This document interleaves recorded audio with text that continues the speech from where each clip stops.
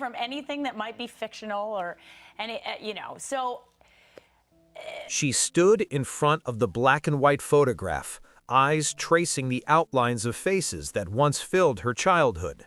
3 sisters, a mother, a father, but now only she remained. Mariel Hemingway has spent most of her life under the weight of a legacy, one built not just on fame and brilliance, but on silence, sorrow, and tragedy. The Hemingway name echoed with literary greatness, but behind the polished surface lay a family haunted by mental illness, addiction, and death. Few know that by the age of 40, Mariel had lost nearly everyone she loved. One sister overdosed. The other disappeared into delusion. Her mother, consumed by years of emotional wounds, faded away. And her father, once a charismatic war hero, grew lost in regret and self-destruction. This isn't just the story of a famous actress. It's the story of survival, of a woman who refused to become another ghost in a family of ghosts. Today, we look into what really happened to Mariel Hemingway's parents and how their lives and their pain shaped the last Hemingway standing. Mariel Hadley Hemingway was born on November 22, 1961, in Mill Valley, California, a place of serene hills and coastal light, a quiet contrast to the storm that was her family legacy.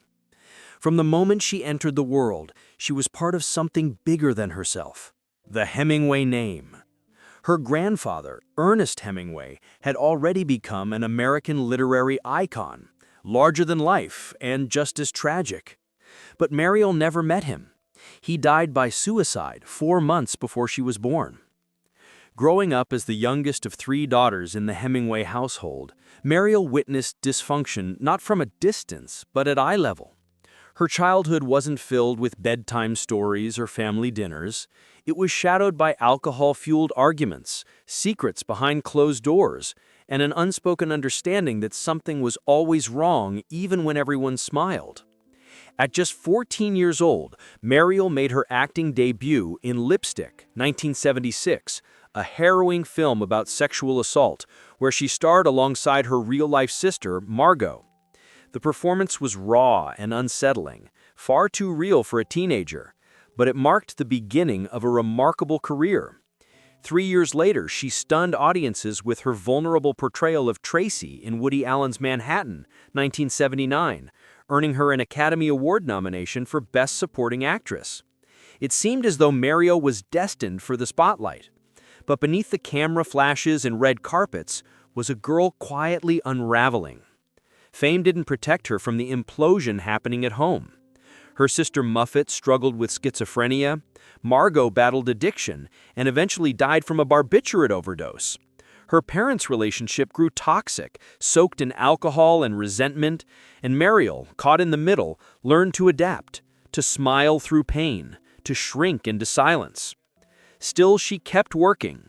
Through the 1980s and early 1990s, she appeared in a series of roles that often mirrored her inner struggles. Characters searching for identity, craving love, battling invisible forces.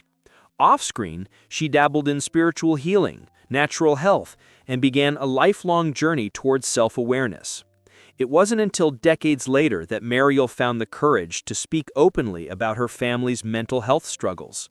In her books Finding My Balance and Out Came the Sun, she detailed the generational trauma she had carried for years, how it shaped her choices, her fears, and her ultimate resolve to break the cycle. She became more than just a Hemingway. She became a survivor. But to understand how she got there, we have to go back to her parents, to the war-haunted father who never fully came home, and to the mother whose quiet suffering left an even deeper mark. In a family so defined by legacy, their truths were never loud, but they were devastatingly permanent.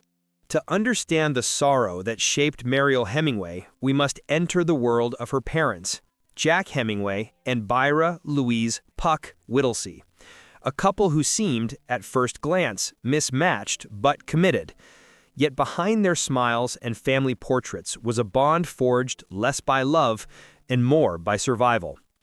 Jack Hemingway was the only son of literary giant Ernest Hemingway.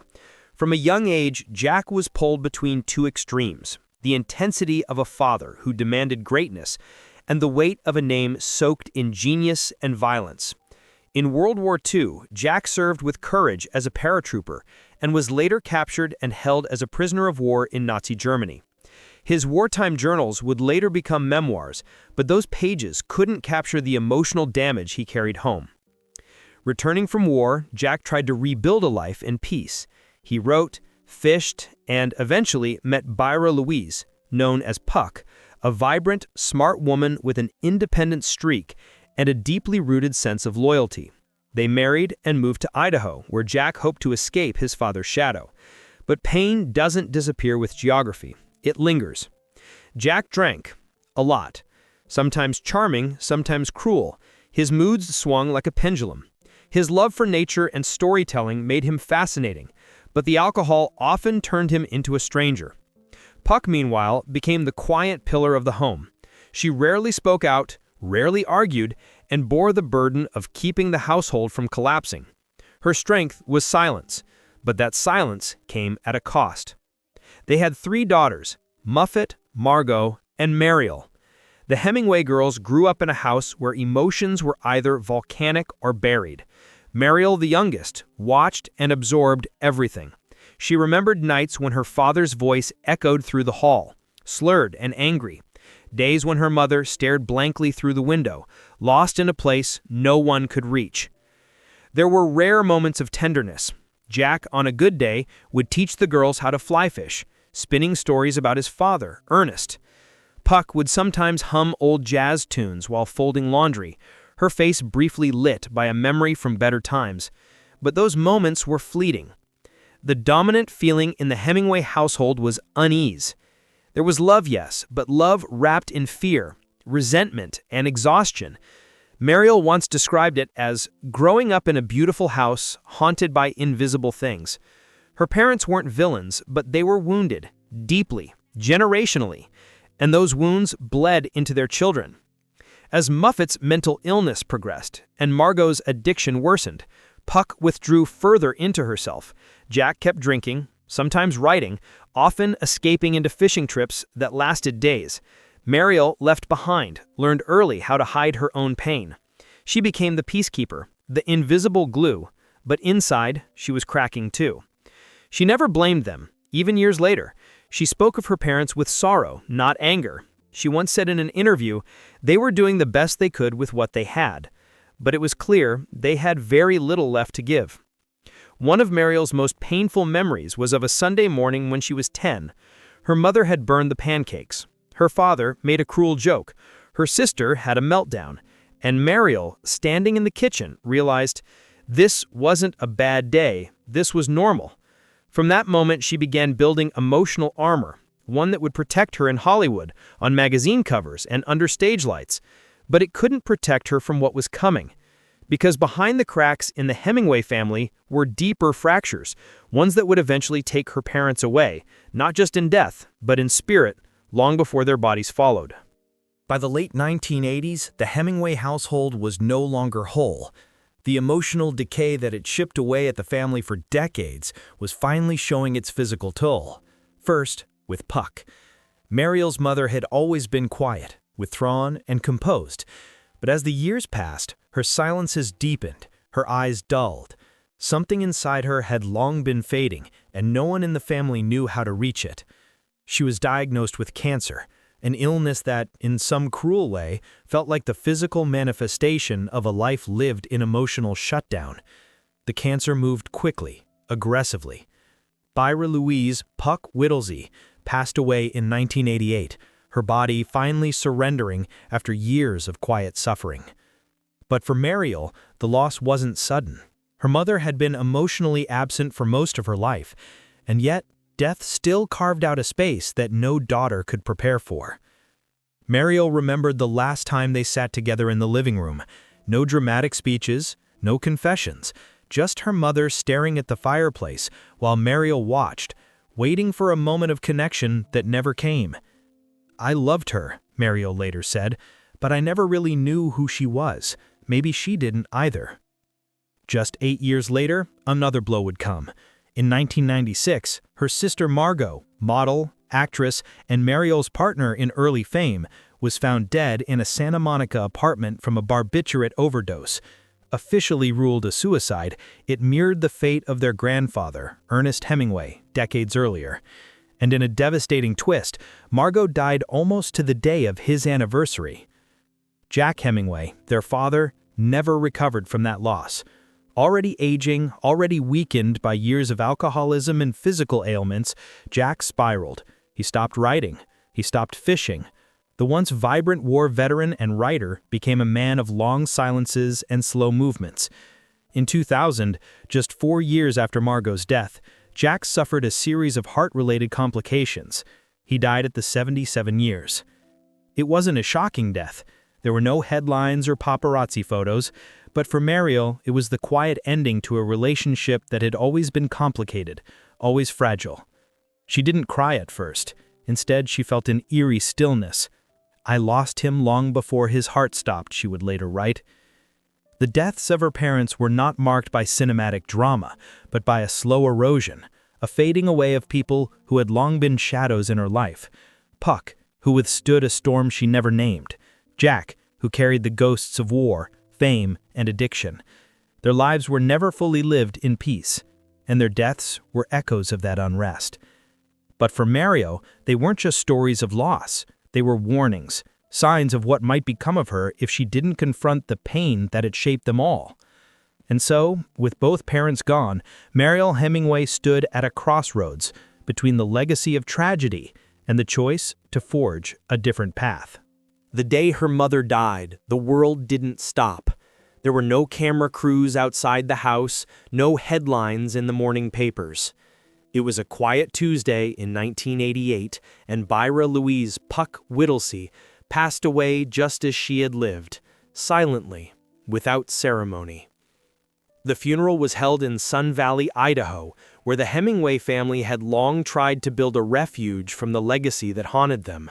There was no glamorous church, no grand eulogies, just a small chapel with stained glass windows casting colors across an empty front pew. Mariel stood beside her two sisters, though even then their closeness was unraveling. Muffet was distant, consumed by her mental illness. Margot wore dark sunglasses, her grief buried under layers of detachment. And Mariel, holding the photo of her mother as a young woman, felt like the only one trying to remember who Puck had once been before the sorrow took her. The chapel smelled of lilies and old wood. The minister read generic verses about peace and rest, but for Mariel there was no peace yet. There was only a hollow ache and the heavy realization that her mother had left without ever truly being known. After the service, Mariel walked alone to the cemetery plot. She had tucked a note into her coat pocket, one she had written late the night before. The paper trembled as she unfolded it, and though she couldn't read it aloud, her lips sealed by years of unspoken emotion, she placed it gently atop the casket. It read only one sentence: "I hope you're free now." 8 years later, when Margot died, the family was too fractured to gather the same way. Jack was broken by it. The funeral for Margot was more public, shadowed by the Hemingway name, tainted by whispers of suicide and pills and press clippings. And then came Jack's final day. In December 2000, when Jack Hemingway passed away, it was almost as though the Hemingway chapter had finally closed. The funeral was modest, but attended by a quiet crowd of writers, conservationists, and old war friends. The Hemingway name still carried reverence, even if the man himself had long stepped out of the spotlight. Mariel stood in the same chapel where she had said goodbye to her mother. This time the air felt different, not colder, but heavier. She was no longer the quiet daughter hiding in the pews. She was the last pillar of the family still standing. She wore a simple gray coat and brought with her not flowers, but her father's old fly fishing hat. She placed it atop the closed casket and whispered, "You tried." 3 words, filled with forgiveness, grief, and a love that had always been complicated. When the final hymn played, she didn't cry. Instead, she breathed, deeply, as if trying to inhale the space between goodbye and relief. Outside the chapel, the snow had just begun to fall, and for the first time in a long time, Mariel felt something she hadn't known in years: stillness. After burying both her parents and losing her sister to suicide, Mariel Hemingway found herself surrounded not by family, but by echoes. Grief, for her, was never loud. It crept into quiet mornings, into the hollow moments between takes on set, into the long silences when no one was calling. She carried her losses like invisible weights, present at every interview, every photo shoot, every forced smile. At first, she did what she had always done: performed. Not just on screen, but in life. She kept working, kept smiling, kept playing the role of the composed Hemingway daughter. But inside, she was unraveling. She struggled with depression, disordered eating, and insomnia. The ghosts of her family whispered constantly. Would she be next? Would the Hemingway curse claim her too? It was Margot's death that changed everything. Mariel realized she was standing on the same edge, one drink, one pill, one bad day away from following the same path. The pain was inherited, yes, but she refused to pass it down any further. She chose to live differently. Slowly, deliberately, Mariel began rebuilding her life from the ground up. She turned to holistic wellness, yoga, clean eating, meditation, not as trends, but as survival tools. She moved away from the red carpets and into nature. She began writing, not scripts, but memoirs. Finding My Balance, and later, Out Came the Sun. Raw and honest accounts of her family's darkness and her own healing journey. Her voice shifted from actress to advocate. Mariel started speaking publicly about mental health, addiction, suicide prevention, the very topics that had once defined her silence. She became a mental health ambassador, visiting schools, hosting documentaries, and working with nonprofits. She wasn't trying to escape the Hemingway legacy anymore. She was trying to rewrite it. One of her most powerful messages came during a TEDx talk where she said, "I come from 7 suicides. I should be a statistic, but I chose to be a story instead." She would often talk about how healing isn't dramatic, it's not cinematic, it's making your bed, it's breathing, it's saying no, it's forgiving people who never apologized, including your parents. In the quiet of Idaho, in a home she built herself, Mariel finally created something the Hemingways had longed for but never found: peace. She couldn't undo the past, but she could choose her future. And that choice, to live, to speak, to heal, is what made her truly extraordinary. Not every legacy is written in ink. Some are written in silence, in wounds passed from one generation to the next, in stories never told aloud. For Mariel Hemingway, survival was not an act of luck. It was an act of defiance. She stared down a lineage of pain, of addiction, of loss, and chose not to follow it into the dark. Instead, she turned toward the light, step by slow step, even when the light felt distant. Her parents, Jack and Puck, were not villains. They were broken people, shaped by war, sorrow, and history. In telling their story, Mariel has not only honored them, but also freed herself from the unspoken chains they left behind. Today, she stands not as the last Hemingway, but as a woman who redefined what that name could mean. And perhaps That's the greatest legacy of all. Have you ever looked at your own family and wondered what patterns you've inherited and which ones you're brave enough to break? If this story touched you, don't forget to leave a comment below. And subscribe to our channel to discover more true stories behind the rise, fall, and healing.